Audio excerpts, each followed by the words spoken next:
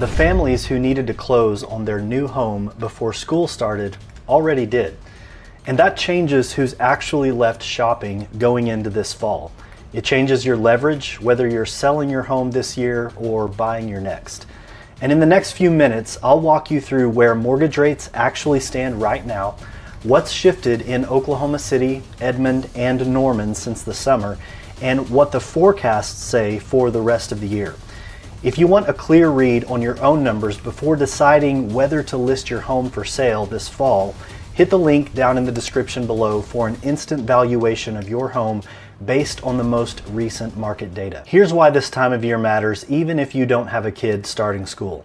Nationally, existing home sales dropped 2.4% month over month in the most recent reading from the National Association of Realtors. Pending home sales, meaning homes that just went under contract, fell another 2.2% over the 4 weeks ending in mid-July, according to Redfin. That's the family buyer pool pulling back. They needed to close before the school year started, and most of them already did. The buyers who are left in the market this fall aren't racing a deadline anymore. They're making a calculated decision. And that shift changes the tone of negotiations. Fewer buyers competing on a clock usually means less bidding war pressure and more room to actually negotiate on both sides of a deal. Now let's talk about mortgage interest rates, because that's the number everyone actually wants. As of the most recent Freddie Mac primary mortgage market survey, the 30-year fixed averaged 6.69% for the week of August 6th, up slightly from 6.66% the week before. And the 15-year fixed rate sits at about 6.01%. Now here's the part that surprises a lot of people. A year ago, at this exact same point in August, the 30-year rate averaged 6.63%. Rates today are almost exactly what they were 12 months ago. That's not the sharp drop a lot of buyers were hoping for this year, and it's not a spike either. Rates have basically held in the mid-sixes since the spring. And if you've been waiting on the sidelines for a big move, there hasn't been one in either direction. If you were to run the math on a typical loan here, the difference between 6.63% and 6.69% is a few dollars a month. Not enough to change whether a purchase makes sense. So if you've been holding off, waiting for a meaningfully lower rate before you make a move, that wait hasn't paid off yet, and there's no strong signal that it's going to anytime soon. So what does that look like on the ground here in the Oklahoma City metro? I pulled the July numbers straight from the MLS for Oklahoma City, Edmond, and Norman. Now we don't actually get the August numbers until September, so this is the most recent data that we have. And the first thing to note is that inventory is up everywhere. 35% more homes for sale in Oklahoma City than this time a year ago, 30% more in Edmond, and 21% more inventory in Norman since this time last year. And the days on market is stretching out in 2 of those 3 areas.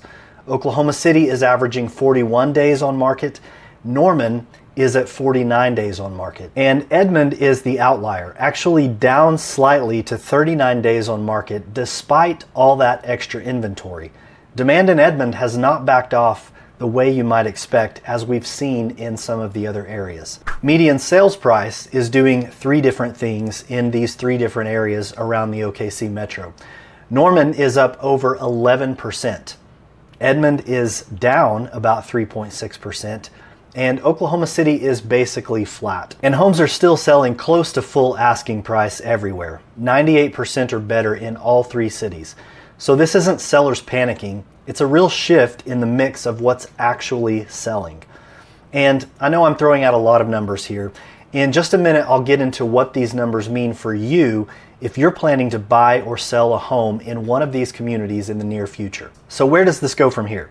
Fannie Mae's July forecast, the most recent one available, expects the 30-year fixed mortgage interest rate to hold right around 6.4% through the end of the year 2026, and then ease slightly to 6.3% in early 2027.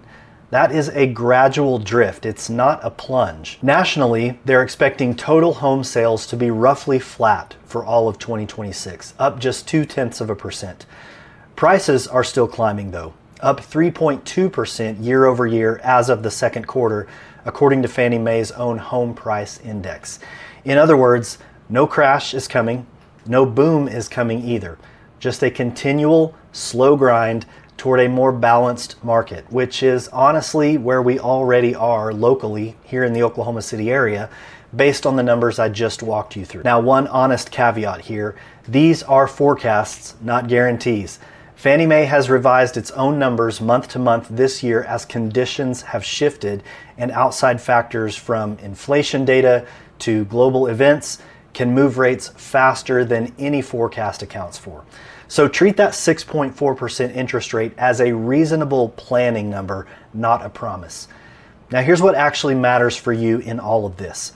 If you're downsizing into a smaller, low maintenance home, you're not really competing in the same pool as the family buyers who just pulled back in this market. Starter homes and family-sized homes tend to see the biggest seasonal swings. The lock and leave and single level homes that most of my right sizing clients are shopping for, they don't empty out the same way every September. So here's what that looks like in practice. Say you're selling a 4-bedroom house to move into a single level home closer to your kids or grandkids. The buyer pool for your current home just shrank for the fall. That's the family buyers with a September deadline pulling back. But the buyer pool for what you're moving into, the smaller, lower maintenance homes, was never tied to that same calendar in the first place. That gap is exactly what works in your favor if you time it right. If you're selling, this fall's numbers say don't chase last spring's pricing expectations.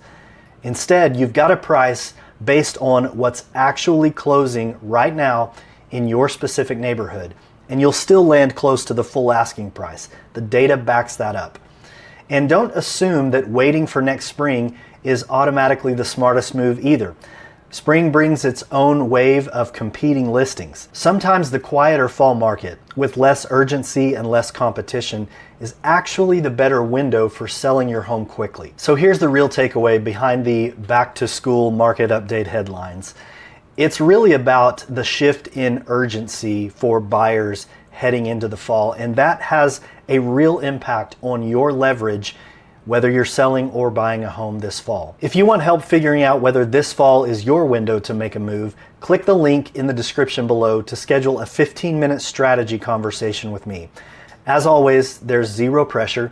I'm here to be a resource for you as you figure out what your best move is.